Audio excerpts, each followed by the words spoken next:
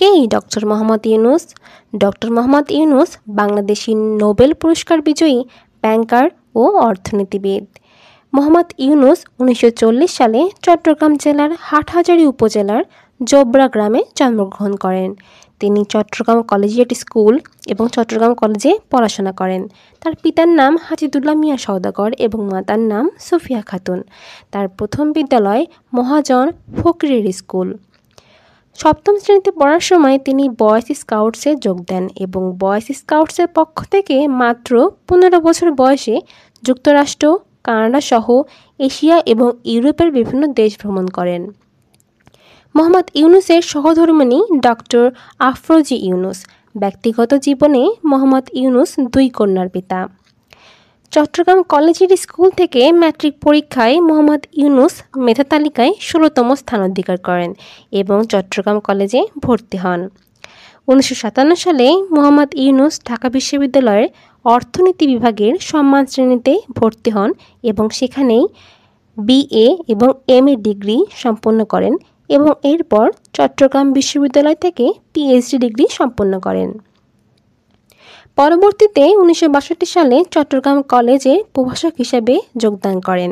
১৯৬৫ সালে তিনি Fulbright scholarship নিয়ে যুক্তরাষ্ট্রে যান এবং পূর্ণবৃত্তি নিয়ে ভেন্টারবিল্ট বিশ্ববিদ্যালয়ে যুক্তরাষ্ট্র থেকে ১৯৬৯ সালে অর্থনীতিতে PhD লাভ করেন।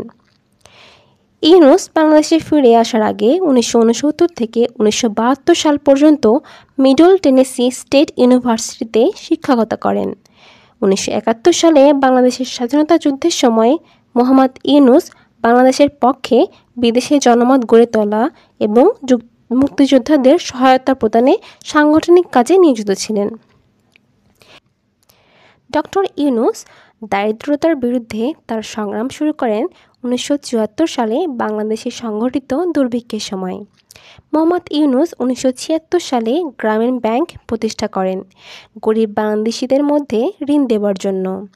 গরিবের অর্থনৈতিক উন্নয়নে গ্রামীণ ব্যাংকের সাফল্য উন্নত বিশ্ব এমনকি যুক্তরাষ্ট্রসহ অন্যান্য শিল্পোন্নত দেশসমূহকে গ্রামীণের এই মডেলটি ব্যবহার করার জন্য সবাইকে উদ্বুদ্ধ করা হয়। মোহাম্মদ ইউনূস এবং তার প্রতিষ্ঠিত গ্রামীণ ব্যাংক যৌথভাবে ২০০৬ সালে নোবেল শান্তি পুরস্কার লাভ করেন। তিনি প্রথম বাংলাদেশী হিসেবে এই পুরস্কারটি লাভ করেন। মোহাম্মদ ইউনূস ১৯৯৬ সালে সাবেক বিচারপতি মোহাম্মদ হাবিবুর রহমানের নেতৃত্বে গঠিত তত্ত্বাবধায়ক সরকারের উপদেষ্টা হিসেবে দায়িত্ব পালন করেন। ডক্টর ইউনূস পৃথিবীর বিভিন্ন দেশের বিভিন্ন বিশ্ববিদ্যালয় থেকে মোট ৬২টি সম্মানজনক ডক্টর ডিগ্রি অর্জন করেছেন। ১৯৭৮ সাল থেকে ২০২১ সাল পর্যন্ত ডক্টর মোহাম্মদ ইউনূস জাতীয় এবং আন্তর্জাতিক সহ প্রায় ১৪৫টি পুরস্কার অর্জন করেছেন। বর্তমানে তিনি ৬ আগস্ট থেকে ২০২৪ সাল অন্তর্বর্তীকালীন সরকারের প্রধান উপদেষ্টা হিসেবে দায়িত্বরত আছেন।